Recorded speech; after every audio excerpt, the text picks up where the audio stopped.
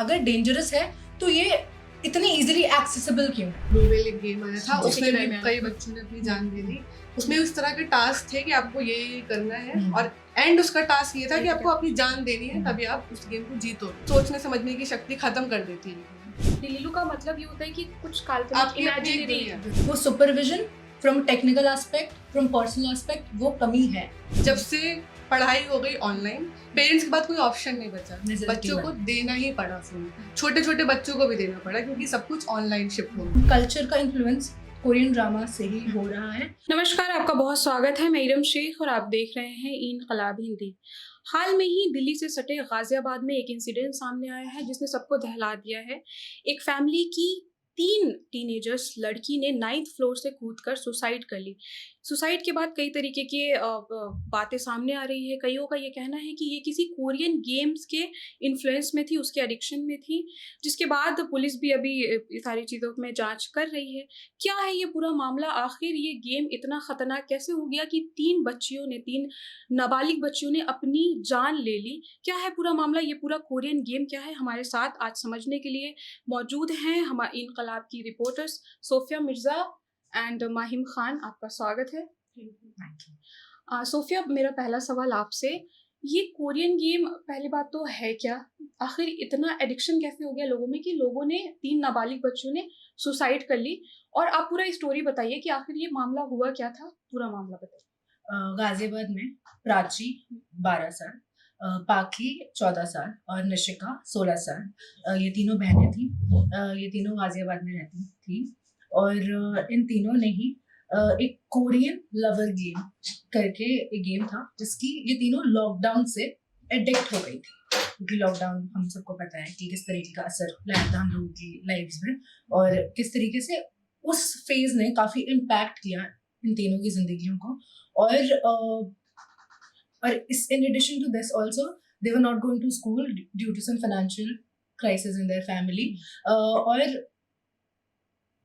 उनके पेरेंट्स ने कुछ टाइम पहले उनकी फोन के ऊपर पाबंदी लगाई थी। इस रिस्ट्रिक्शन ने उनके इस चीज को ट्रिगर करा, ये रिपोर्ट्स में आया है। एंड इवन उन तीनों ने रात के अराउंड 2 बजे की ये घटना है, तीनों ने छलांग लगाई है 9th फ्लोर से और ऑन द स्पॉट तीनों को मृत घोषित कर दिया गया था इन द हॉस्पिटल। और it was very shocking for the family and even for the people because it happened very near, it happened in Ghaziabad। और technically ये चीज़ें काफ़ी जगह हो रही हैं, इंडिया में काफ़ी जगह ये चीज़ें सामने आई हैं। एंड आई फील कहीं ना कहीं जो एक्सपोजर है ये कोरियन टास्क बेस्ड गेम्स का, ये एक तरीके का एस्केप है फ्रॉम आवर मंडेन लाइव्स, जो हम लोगों की एक आमतौर पर एक जिंदगी है ना, एक नॉर्मल लाइफ है। तो ये कहीं ना कहीं जो एक इंटरैक्शन बेस्ड जो ये गेम्स होते हैं, ये इस तरीके से डिजाइंड होते हैं जिसके अंदर 15 मिशंस होते हैं, जो एक अपने आप में एक डिल्यूजनल वर्ल्ड क्रिएट कर देता है। एक किसी भी बच्चे या किसी भी कोई भी जब इसको खेलता है तो ये एडिक्शन वहीं से शुरू होता है। ये उस तरीके से डिजाइंड होते हैं ये गेम्स कि and even if you Google Korean lover game, first thing that will come up is dangerous. It is dangerous. तो I think it is high time कि ये अब गवर्नमेंट भी हाईलाइट करे कि ये अगर डेंजरस है तो ये इतनी इजीली एक्सेसिबल क्यों है। ये इजीली एक्सेसिबल है और अब आप खुद सोचिए, 3 लड़कियां, 3 बच्चियां, 3 बहनें, किस तरीके की एक मेंटल डिल्यूजनल और किस तरीके का एक मेंटल कंडीशन होगी उनकी कि वो तीनों ने एक ऐसे कदम पे वो आ गई। उन्होंने अपने डायरी में लिखा sorry papa, and they also have written that they are not Indian, they are Korean. तो उनका एक मेंटली वो किस कंडीशन में होंगी, उनका किस तरीके का मैकेनिज्म होगा कि वो इस डिसीजन, इस तरफ वो बढ़ गई। तो I think it is very alarming and ये हमें करना चाहिए कि 16 साल से मतलब अंडर 16 बच्चों को they should not be allowed to to get exposure to such games and accept education, because internet पे सब तरीके की चीजें अवेलेबल हैं। एजुकेशन में भी बहुत मतलब एजुकेशनल वीडियोज और चीजें से हेल्प होती है, no doubt, no debate about that, but एक कहीं ना कहीं की एक परफेक्ट फाइन लाइन आनी चाहिए। ये एल्गोरिथम्स जो रूल करने लगती हैं बच्चों के दिमाग को, तो ये एक तरीके का नेगेटिव इम्पैक्ट है क्योंकि हमें देखने को मिला है। आई think it is very very alarming. Sophia, I want to make a point in this. Is it somehow related to Blue Whales game? एक आपने सुना होगा कुछ टाइम पहले, कुछ सालों पहले Blue Whales करके एक गेम आई थी जिसमें भी इसी तरीके के कुछ टास्क दिए जाते थे टाइम टू टाइम, जैसे 50 आपको मिशंस होते थे उसके अंदर। तो is it related to this? लगता है तो आपको ऐसा? basically Sofia, Mahim, you can also come. ये उसी तरह का ही एक गेम है। पहले लॉकडाउन के समय में मुझे लगता है कि ब्लू व्हेल एक गेम आया था, उसी के उसमें भी दरमियान। कई बच्चों ने अपनी जान दे दी। उसमें उस तरह के टास्क थे कि आपको ये करना है, हम्म। और एंड उसका टास्क ये था ये कि तो आपको क्या अपनी कुछ जान देनी है, हम्म। तभी आप उस गेम को जीतोगे। तो ये दिमाग में एक बच्चों के बनता है, जैसे हम अपने लाइफ में भी देखें कि हम कुछ अचीव कर लेते हैं, हमें अच्छा लगता है, उसी तरह वो गेम में भी जब वो गेम खेलते थे, एक एक लेवल जब क्रॉस करते थे तो एक डोपामिन रिलीज होता है बॉडी से। तो वो डोपामिन जब रिलीज होता है अंदर से खुशी मिलती है, हम उस चीज से एडिक्ट होते हैं। इसी को प्यार भी कहते हैं। जब इंसान को दो लोग मिलते हैं, आपस में डोपामिन रिलीज होता है। ऐसे ही उस गेम के साथ एडिक्शन हो गई लोगों को। उस वक्त भी बहुत क्योंकि लॉकडाउन का समय ऐसा ही था कि लोगों के पास काम नहीं था, घर में बैठे थे, उस वक्त भी इसलिए ब्लू व्हेल खेल रहे थे लोग, और बहुत ज्यादा उसके एडिक्ट हो गए, उससे भी जाने गई। उस वक्त भी हमने नहीं देखा कि सरकार कोई रूल लाई है उस पे। उस वक्त के लिए होता है, कोई ऐसे लॉन्ग टर्म रूल नहीं आता है। लेकिन ऑस्ट्रेलिया में ऐसा रूल आया है कि 16 साल से पहले वाले बच्चे 16 साल तक के ये ऐसी गेम्स नहीं एक्सेस कर सकते। उसके बाद स्पेन में भी ये रूल आ गया है कि ये एक्सेस नहीं कर सकते 16 साल के बच्चे। लेकिन इंडिया में अभी तक ऐसा कोई रूल नहीं आ रहा है, और उल्टा ऐसी ऐसी गेम्स ज्यादा आ रही है क्योंकि इससे कमाई हो रही है। तो ऐसा रूल गवर्नमेंट नहीं ला रही है, क्यों नहीं ला रही है मुझे नहीं पता इसका रीजन। लेकिन इससे 3 बहनों ने एक साथ अपनी जान दी थी, और वो तीनों एक साथ ऐसे जुड़ी हुई थी कि वो वॉशरूम तक साथ में जाती थी। वो इस तरह से जुड़ी हुई थी, वो एक एक खाना खा रही है तो साथ खा रही है। उनमें तीनों में से एक लीडर थी, वो दोनों को जो लीड करती थी। और वो भी गेम ऐसे ही था कि आपको ये टास्क है, कुछ टास्क दिए गए हैं। पहला टास्क ये है कि आपको मेरे साथ रात भर 3 बजे तक बात करनी है, फिर आपको पेरेंट्स से लड़ाई करनी है। आखिरी टास्क यही था कि छलांग लगा के जीतना है, तो छलांग लगानी पड़ेगी, आखिरी टास्क था। फिर पेरेंट्स ने देखा होगा कि बच्चे बहुत ज्यादा ये लग गई हैं या बहुत एडिक्ट हो गई हैं या तीनों फोन में रहती हैं, तो उन्होंने जो हमारा बेसिक सा रहता है कि हम नहीं, तुम नहीं चलाओगी, तो ये चीज बच्चों को नहीं समझ आई। या तो पहले से आपको ध्यान देना था, आप एकदम से कोई चीज छीनने लगोगे तो वो नहीं इंसान को समझ आएगा। और ये मतलब बेसिक सी चीज है कि आप जो चीज छीनोगे मैं उधर ही ज्यादा जाऊंगी।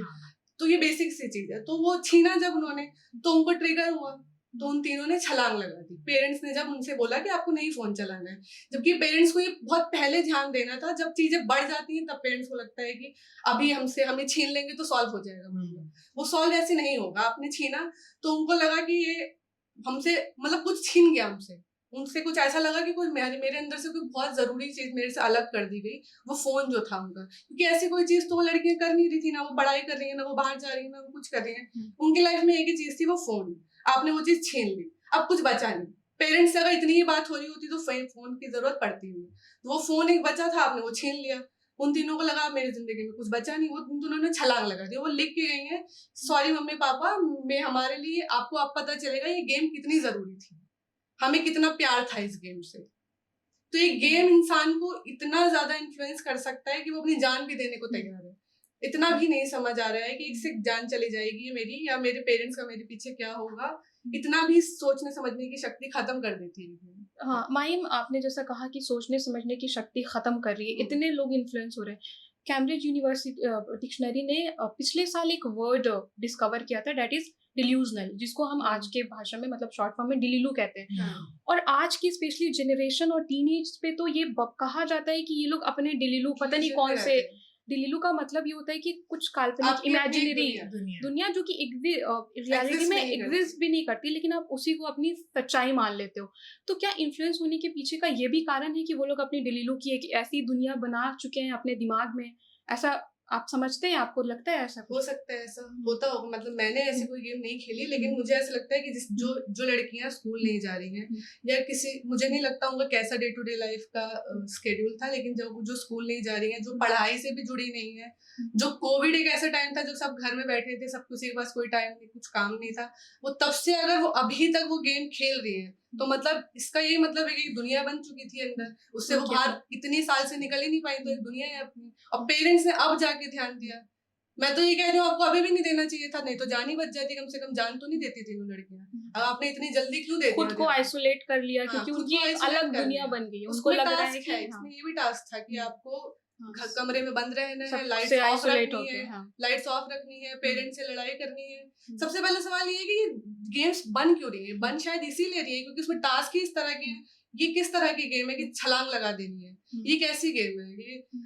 मुझे नहीं पता कि सुसाइड करना भी कितना इजी हो गया आज के लेकिन date. Mahim, as a society हम खुद को भी क्वेश्चन करना चाहिए। हम ड्रिंक को, अल्कोहल को, स्मोकिंग को बहुत बड़ा एडिक्शन समझते हैं, और सरकार भी, सिस्टम भी बहुत सारे उस पर प्रोहिबिटेड के बैन्स हर जगह हम देख सकते हैं। हम पब्लिकली ऑफिस में स्मोक नहीं कर सकते, ड्रिंक्स नहीं कर सकते, लेकिन एट द सेम टाइम इस तरीके की जो गेम्स हैं जो किसी बच्चे की जान ले रहे हैं, ना सरकार को इससे मतलब है। इवन एज अ सोसाइटी हमें भी कुछ ज्यादा फर्क नहीं पड़ा until and unless this case came. हमें भी कुछ, हम कभी डिस्कस भी नहीं किए कि ऐसे कोई गेम भी चल रही है।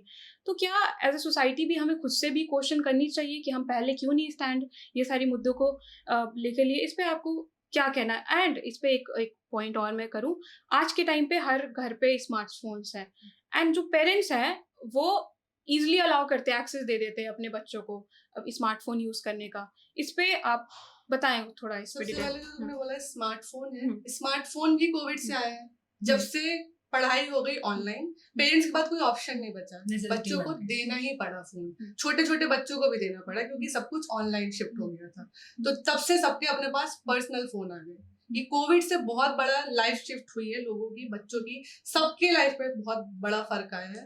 तो सबको फोन मिल गया। उससे पहले मुझे भी 12th के बाद फोन मिला था। हम सबको, इवन हम सबको जो 12th जनरेशन के से बाद आते हैं फोन 12th मिला के था। बाद ही हाँ, हमारे पेरेंट्स ने क्योंकि हमें वो फोन दिए थे। एक मुझे नहीं पता ये पहले से चला आ रहा है कि हाँ। पहले आप अपनी 12th पूरी करो तब आपको फोन मिलेगा। डेफिनेटली, हाँ। अभी हमसे फोन पहले के- जनरेशन में था कि आप बिल्कुल। ग्रेजुएशन कर लो तब आपको तब मिलेगा फोन फिर भी मिलेगा। 12th के बाद पेरेंट्स हाँ। दे देते हैं कि ठीक है अभी इतने समझदार हो गए हो कि आप फोन अपना पर्सनल रख सकते हो। उससे पहले नहीं देते थे, लेकिन ये भी कोविड की वजह से ही हुआ कि सबको अपना पर्सनल फोन देना पड़ा, उनके पास कोई ऑप्शन नहीं बचा। टीचर्स के मैसेज आते हैं कि आपको फोन देना ही पड़ेगा, बच्चे को क्लास लेनी है। तो ऐसे पूरा दिन बच्चे के पास फोन रहता है क्योंकि वो उसी से होमवर्क कर रहा है, उसी से पढ़ाई कर रहा है, उसी से क्लास ले रहा है, फिर अगले दिन तो आप ले ही नहीं सकते उससे फोन। तो फोन ऐसे चला गया बच्चे के पास। फिर रही बात कि हम लोग गेम्स पे इतना क्यों नहीं ध्यान देते हैं, और ये स्मोकिंग और ये क्योंकि ये दिख रहा है मुझे, क्योंकि ये मुझे आंखों से दिख रहा है। गेम्स कौन घर में क्या खेल रहा है मुझे नहीं पता, इसकी अवेयरनेस इतनी नहीं है। सबसे जरूरी है इसकी अवेयरनेस होनी चाहिए। मैं रोज डे टू डे लाइफ में देख रही हूँ कि कोई शराब पी रहा है या कोई शराब पी के गाड़ी चला रहा है या स्मोकिंग कर रहा है, या ये दिख रहा है ना, तो हम इसको बुरा मान रहे हैं, कह रहे हैं ये मत करिए, ये आपकी हेल्थ के लिए भी ठीक नहीं है। लेकिन ये इतना अभी तक इतना देखा नहीं गया है कि लोग कितनी गेम खेल रहे हैं। मुझे तो ये गेम भी नहीं पता थी, इस केस से पहले मुझे ये गेम भी नहीं पता थी कि ऐसा कोई गेम भी है। तो अवेयरनेस नहीं है ना, ये बच्चे खेल रही हैं सालों से, हमें अब पता चला है कि वो इस गेम्स की वजह से अपनी जान दे चुकी हैं। and even getting back to the point of delusion, तो basically हमारी जनरेशन में भी मतलब delusion is considered, जैसे अगर आमतौर पे सुना होगा delulu is the only solution, ठीक है? तो उसका एक पॉजिटिव और नेगेटिव दो तरीके की चीजें लेके आता है। तो if you create a delusional, अब जैसे इंटरनेट का भी प्रोज हैं, कॉन्स हैं, सब तरीके की चीजें हैं। It is on how you are consuming it, how you are choosing it to आप उसको यूज करना है या फिर आपको उससे यूज होना है, ठीक है? तो उस पर भी बॉइल डाउन करके आता है। अब इसलिए बहुत इंपॉर्टेंट हो जाता है कि अगर आप किसी चीज से एक्सपोज हो रहे हैं तो आपके पास इतनी समझ हो कि आप सही गलत के बीच में डिफरेंशिएट कर पाए चीजें। लेकिन सोफिया, सॉरी टू इंटरप्ट, लेकिन एक टीनेजर बच्चा है कोई जो जिसकी एज 13 साल 12, उसको डिफरेंशिएट कैसे करेगा कि ये गलत है, अच्छा मुझे ये नहीं करना चाहिए, I shouldn't do this and I should do this. ये कैसे डिफरेंशिएट कर सकता है एक टीनेज बच्चा? वहीं पे पेरेंट्स की वहीं पे गाइडेंस, क्योंकि आप पेरेंट्स पे बहुत जा रहे हैं, तो मेरा आप दोनों से यही सवाल है कि पेरेंटिंग को लेकर सबसे बड़ा क्वेश्चन आज है, अगर हम अपने ज़माने या हमसे पहले वाले जनरेशन की पेरेंटिंग की बात करें और आज की करंट की पेरेंटिंग की बात करें, तो हमें ह्यूज डिफरेंस। फॉर एग्जांपल, आज अगर किसी के बच्चा 2 साल का है, 3 साल का है, वो रोता है, तो first thing their mother do is to give them the cell phone दे देते, अरे चुप हो गया बच्चा, है ना, इतना ईजी एक्सेस है।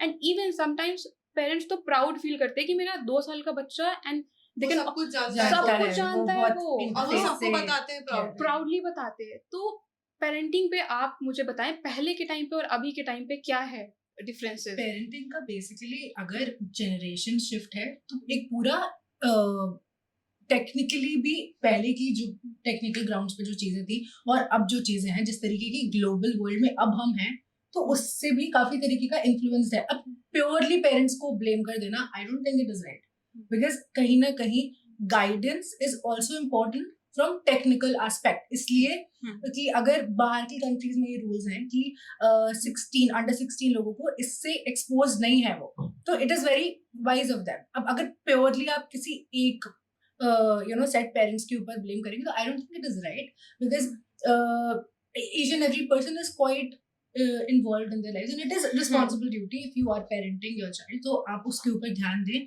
चीजें उसकी सुने. ठीक है, यहाँ पे कहीं ना कहीं एक लैग तो है ही कि अगर आप वो एक 13, 12, 14, 16-year-old kids are exposed and they are so much trapped in एक ऐसे गेम में, तो कहीं ना कहीं वो supervision from technical aspect, from personal aspect, वो कमी है. तो उस कमी को पूरा करने के लिए आई थिंक दैट ये इंसिडेंट्स बहुत जरूरी है कि हम वो सवाल खड़े करें और इसके रिगार्डिंग एक सोल्यूशन ओरिएंटेड तरीके से हम सोचा जा सके. पूरी तरह से जैसे सोफिया ने कहा कि पेरेंट्स को नहीं ब्लेम कर सकते, लेकिन पेरेंट्स की यहाँ पे जिम्मेदारी बनती है पूरी. क्योंकि पहले क्या होता था, जैसे हम लोग थे तब हम लोग खेलने जाते थे बाहर, आउटडोर एक्टिविटीज होती थी. अभी वो सब बंद हो चुका है. कोई बच्चा बाहर नहीं जा रहा है. अगर पेरेंट्स चाहें तो लेके जा सकते हैं, लेकिन पेरेंट्स के पास इतना टाइम नहीं है. वो क्या करते हैं, बच्चों को फोन पकड़ाते हैं और खाना ऐसे हाथ में मुंह में डालते हैं. आप फोन देखते रहो. वो बच्चा खाना ही तब खाएगा जब उसके हाथ में आगे फोन लगा रहेगा. वो खाना नहीं खाएगा, पूरे घर में आपको दौड़ाएगा. तो पहले आपने उसको फोन दिया क्यों? सबसे पहले इसलिए दिया क्योंकि आपकी जान छूटे उससे, वो रोना बंद कर दे, वो शांत हो जाए. वो शांत तभी होगा जब उसके आगे कुछ चलेगा, कुछ ऐसी एक्टिविटी चल रही होगी जो उसको अच्छी लग रही होगी, या उससे ये भी डोपामिन है कि खुशी मिल रही है उससे. And this is not happening just with kids, सबके साथ. इवन हम लोग कोई स्क्रीन एक्सपोजर हम लोगों को चाहिए. That is why the concept of mindful eating, the concept, ये सारी चीजें बहुत इंपॉर्टेंट है कि हम उस चीज को थोड़ा हाईलाइट करें. ये थोड़ा सा अंडरवेट. अभी हमें पता है ना कि हमें क्या देखना है क्या नहीं देखना है. बच्चे 1-2 साल के बच्चे को अगर आप फोन दे दोगे तो वो उसे नहीं पता है, वो उसको लत लग जाएगी उसकी. वो तभी खाना खा रहा है जब आप उसको फोन आगे लगा रहे हो, वरना वो खाना ही नहीं खा रहा, वो रो रहा है. जब तक आप फोन नहीं दे रहे हो वो रो रहा है. ये मैंने देखा है, मैं तभी बता पा रही हूँ, ये हो रहा है. हम सबने भी देखा है. अब पेरेंट्स क्या कर रहे हैं, दोनों के पास टाइम नहीं है आजकल. ना मम्मी के पास टाइम है, ना फादर के पास टाइम है. फादर अपने काम पे जा रहे हैं, एक नैनी रख देते हैं. ये भी है ना माहिम, कि पहले हमारे जमाने में हमारी मदर जो थी वर्किंग वुमेन नहीं थी.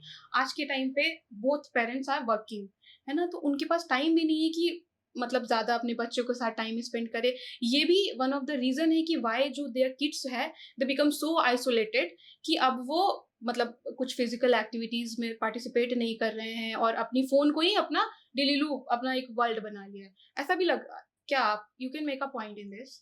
ये ऐसा है क्योंकि दोनों पेरेंट्स वर्किंग है अगर, तो बच्चों को टाइम नहीं दे पा रहे हो, तो इसमें बच्चे की गलती तो नहीं है. तो फिर आपको बच्चा ही नहीं लाना चाहिए था दुनिया में अगर आपके पास इतना टाइम ही नहीं है. मतलब स्ट्रेट फॉरवर्ड अगर मैं ये बोलूं, फिर आप क्या करते हो, नैनी को रख देते हो कि वो इसको देखेगी या उसकी टेक केयर करेगी. वो नहीं कर सकती है वैसे जैसे आप कर सकते हो. उसको आपकी जरूरत है, उसकी जरूरत नहीं है. तो वो उस तरह से बच्चा रहना है. फिर वो बच्चों पेरेंट्स के साथ भी उतना इन्वॉल्व होते नहीं है. वो बच्चे अगर जिनको नैनी ने पाला होता है, वो बच्चे अलग होते हैं. वो फोन की दुनिया रहती है उनकी अलग, उनकी बाहर एक दुनिया रहती है, उनके एक अलग फ्रेंड्स रहते हैं.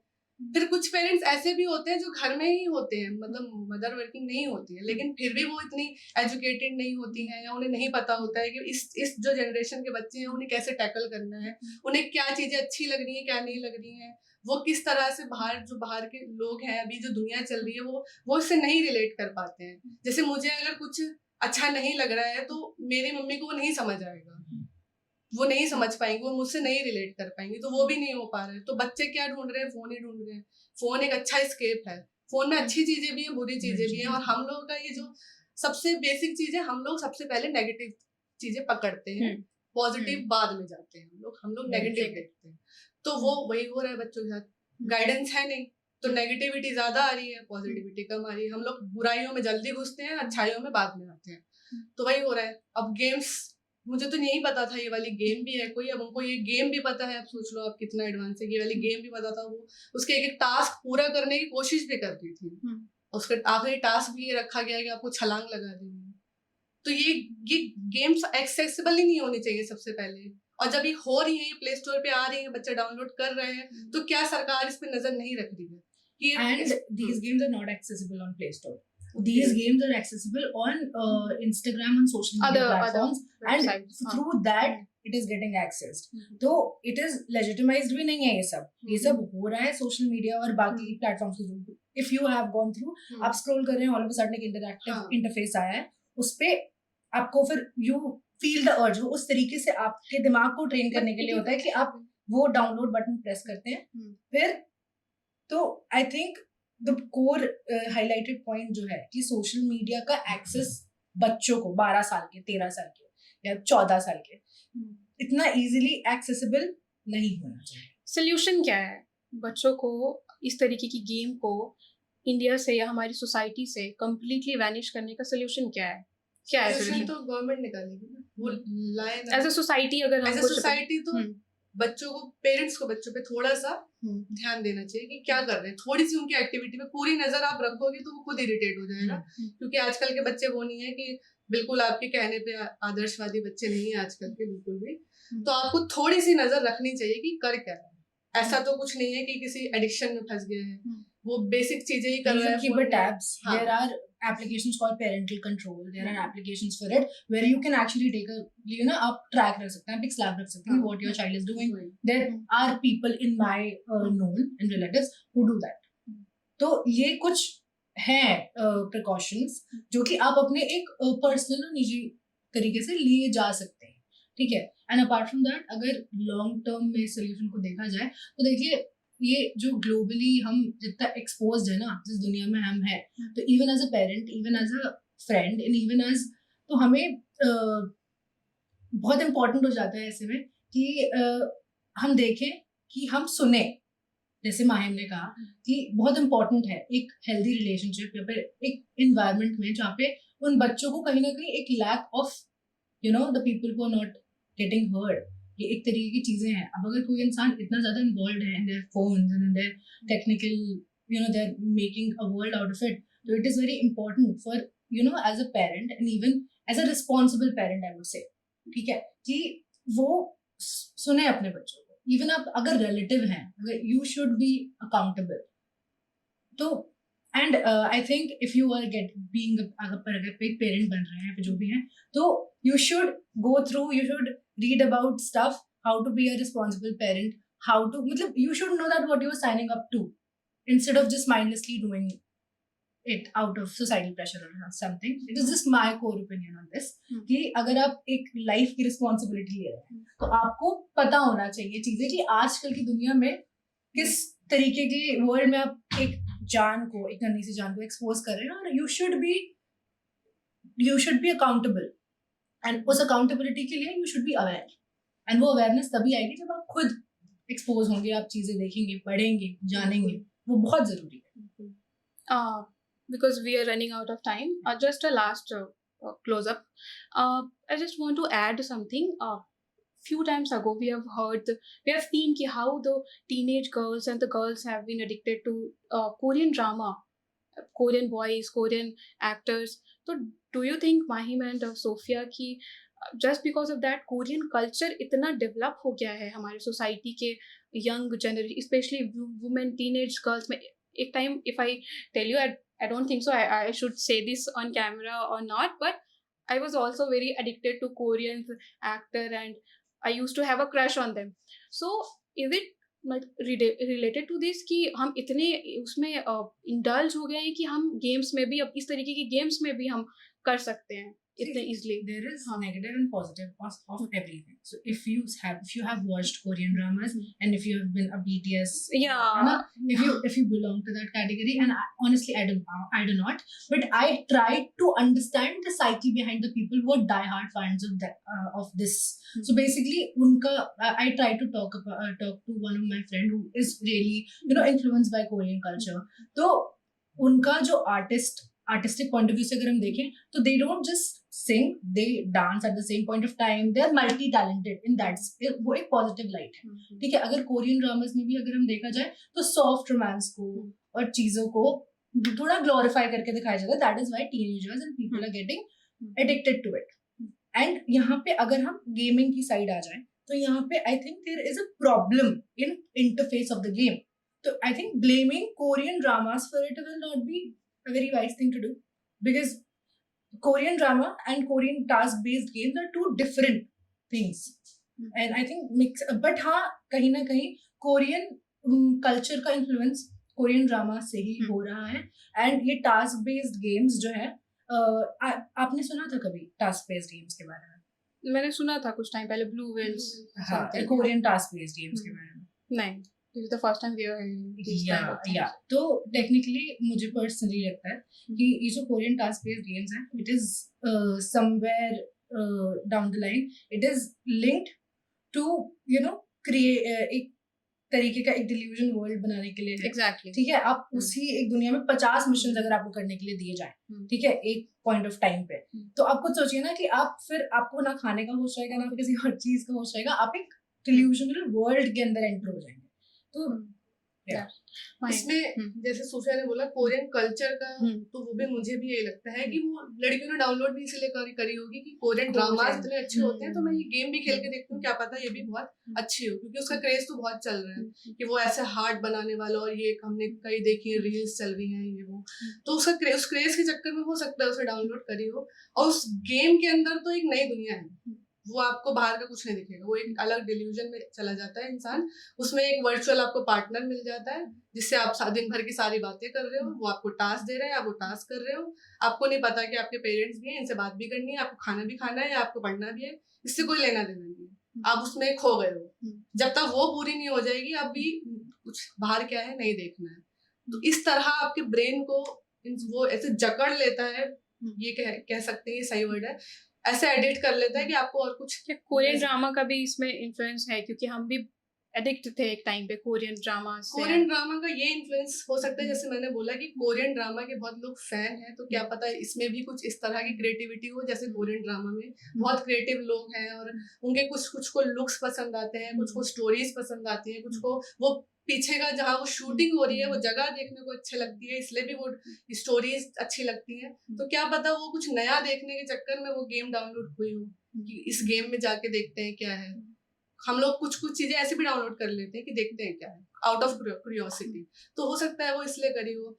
फिर वही है कि आप फंस गए तो फिर आप निकले कैसे, तो वही चीज हुई होगी। फिर वो एक टास्क करने के चक्कर में कि अच्छा एक टास्क पूरा हो गया, अभी खुशी हो रही, मैंने एक चीज अचीव कर ली, फिर दूसरा तीसरा से 50 टास्क है उसमें, और वो 50वां टास्क आपकी जान लेगा, ये उसमें तय है।